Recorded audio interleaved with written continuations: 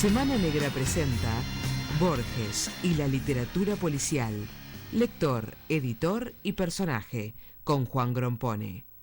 Su vida transcurre entre la ingeniería industrial, la informática y las letras. Menuda mezcla. Tiene más de 200 artículos publicados, libros de lógica, epistemología y divulgación científica. Ha publicado varias novelas, entre ellas y en el género policial, Chao Napolitano, Asesino en el Hotel de Baños, La Conexión MAM y Nirvana 2. Será un placer escucharlo hablar sobre el gran escritor argentino. Bienvenido, Juan. Bueno, buenas tardes, muchas gracias por la presentación. Y lo primero que quiero hacer es rectificar un error mío. El título no es Borges y la literatura policial, lector, escritor, editor y personaje, porque le faltaba escritor, la palabra escritor, es lo que estamos homenajeando. En este momento estamos cumpliendo 30 años de su fallecimiento, y esta es una de las razones por las cuales elegí a Borges. Una de las razones es por los 30 años, pero otra de las razones es porque entiendo que Borges ocupa un lugar casi único en la literatura policial. Es decir, precisamente por esa característica. Era un lector apasionado, como veremos, escribió cuentos, escribió obras policiales, era editor, cosa que muy pocas personas lo recuerdan, pero era editor, y además finalmente terminó de personaje de una novela. Bueno,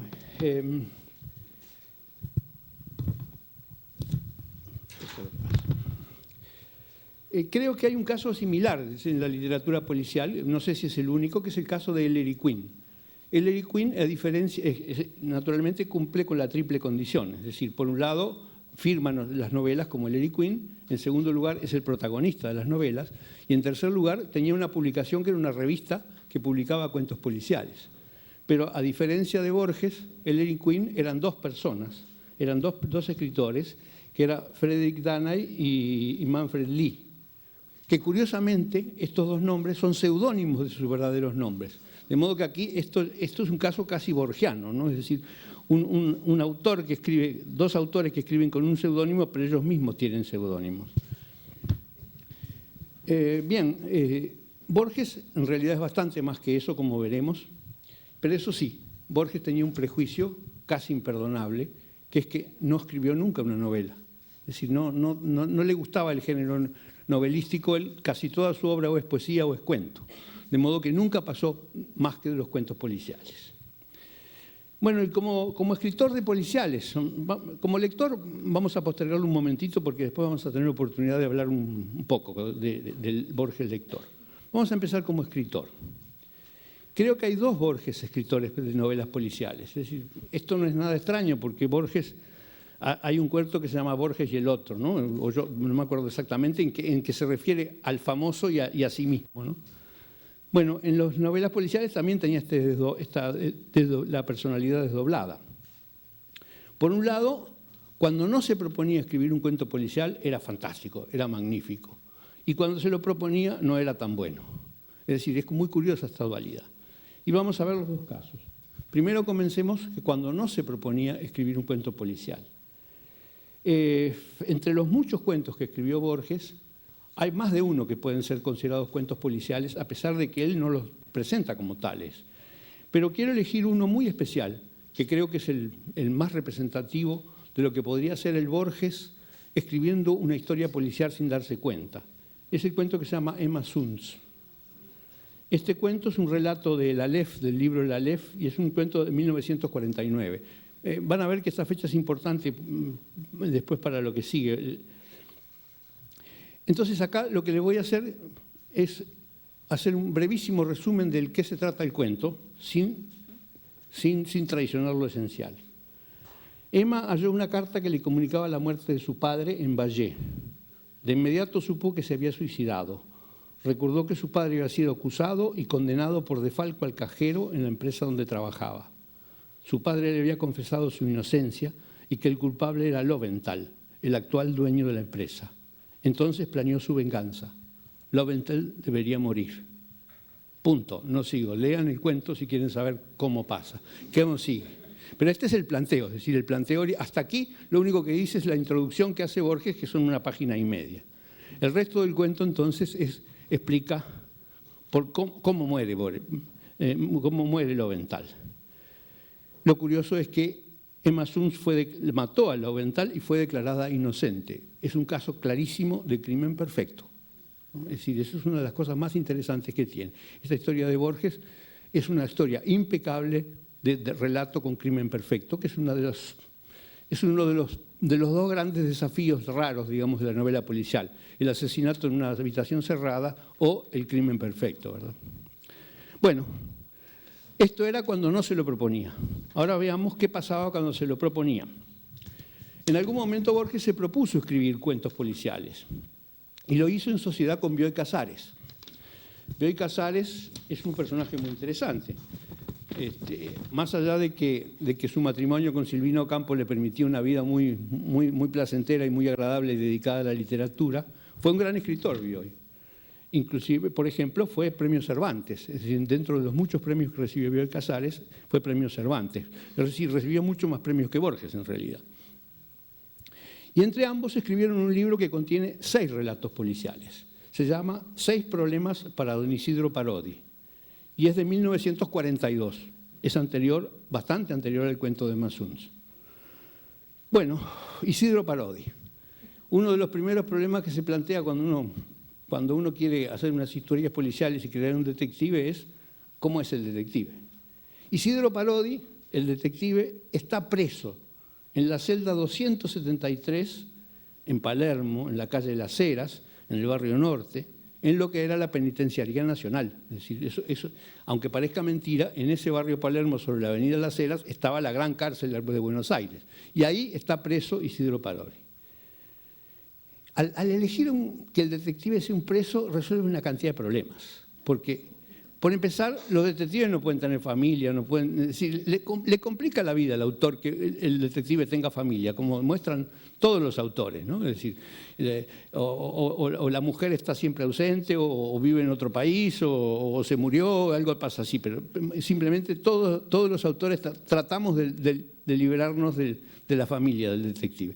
Y acá se lo libera de una manera perfecta, lo pone preso, de modo que no tiene ninguna obligación, no tiene que lavar los platos, no tiene que ocuparse, ni siquiera tiene que trabajar. Por supuesto, como preso, ni que hablar que es inocente. Cumple una condena acusado de matar a un hombre, pero es inocente. Y cumple una condena larga, como de 22 años, una cosa así. Y como preso tiene algunos privilegios. Por ejemplo, se puede cebar el mate y insistentemente relatan de que es en un jarrito celeste, ¿no? Es una cosa bien de lo argentino, el famoso jarrito de tomar mate. Lee los diarios, es decir, tiene acceso a los diarios de modo que está enterado de las noticias. Por supuesto, no tiene radio, pero más o menos se entera, y no había televisión en aquel entonces ni ningún otro medio. Siempre tiene cigarrillos y además recibe visitas de los clientes honorarios. Porque el otro problema que se plantea al estar preso, se resuelven unos cuantos, pero se complican otros. ¿Cómo puede tener clientes? ¿Cómo puede trabajar como detective alguien que está preso y no puede salir de su celda? Bueno, entonces eso es bastante ingenioso, es una de las partes más ingeniosas de este libro que escribió Borges. Los cuentos están encadenados. Si la manera como logra resolver el problema de este detective que no cobra y que no puede salir, es que cada cuento de alguna manera trae a algún personaje anterior que es el que lo recomendó: consulte a Isidro Parodi porque él le va a salvar la situación, ¿no? Y además, curiosamente, esas personas que van a consultar al detective Isidro Parodi pueden visitarlo en la celda, ¿no? Y así plantearle todos los problemas y charlar todas las veces que quieran con él. ¿Por qué pasa todo esto?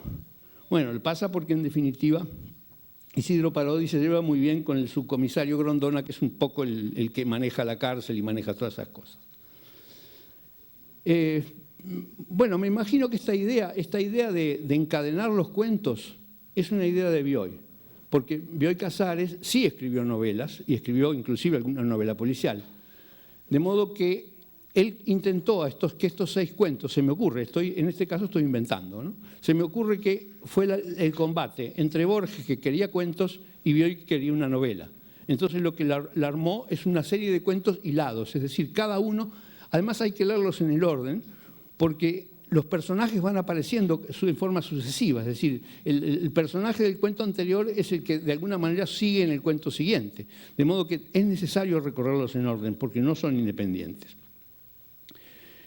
Bueno, y bien al estilo de Borges, a pesar de que el libro está publicado con la firma de Borges y de Bioy Casares, finge ser escrito por Honorio Bustos Domecq, es decir, por supuesto, otra de las cosas que le gusta a Borges. Este libro no lo escribimos nosotros, sino que lo escribió otro, ¿no? Y hay personajes que se repiten. Bueno, el comisario Grondona, como yo mencionaba recién, el señor Molinari, Carlos Anglada, el doctor Gervasio Montenegro, en fin, son varias personas que van encadenando el relato y asesinando unas a otras. Y los cuentos además tienen permanentes referencias a novelas policiales, es decir, por ejemplo, usan en los diálogos títulos de novelas policiales conocidas, como El cartero llama 2 veces, ¿no? Es decir, en fin, y algunas otras frases similares, referencias a Sherlock Holmes, en fin, múltiples referencias a la novela policial. Vamos a repasar muy brevemente lo que son estos cuentos. Bueno, el primero de los cuentos se llama Las 12 figuras del mundo, y esto ocurre entre la comunidad drusa de Buenos Aires. La comunidad drusa, los drusos son una secta musulmana, pero bastante heterodoxa, de sirio-libanesa, ¿no? Es decir, de modo que acá empieza el exotismo que le gustaba a Borges, ¿no? Es decir, elijo una historia que pasa en Buenos Aires, pero los protagonistas son drusos, que son lo más raro que hay dentro de todos los musulmanes y los cristianos. Y el protagonista es un pobre desgraciado que lo invitan a aprenderse de memoria el zodíaco porque tiene que hacer todo un rito con los drusos en que es indispensable manejar el orden del zodíaco. Bueno, el resultado, no les voy a contar el cuento, pero el resultado es que la principal figura de la comunidad drusa es asesinada en el medio de la historia, ¿no? Y entonces esa es la razón por la cual van a consultar, porque lo acusan a este pobre desgraciado del zodíaco como que él fue el asesino. Y bueno, la historia termina en que el comisario lo aconseja de ir a consultar a Isidro Parodi. Isidro Parodi, después que oye todo ese larguísimo relato, le dice: todo esto es mentira, esto no pasó, y le explica exactamente qué es lo que sucedió, que no se lo voy a contar a ustedes. No, porque algún interés tiene que ser... Bueno, precisamente una de las cosas que me olvidé de decir es que los cuentos de Isidro Parodi están en internet, se pueden bajar, son gratis, están en PDF.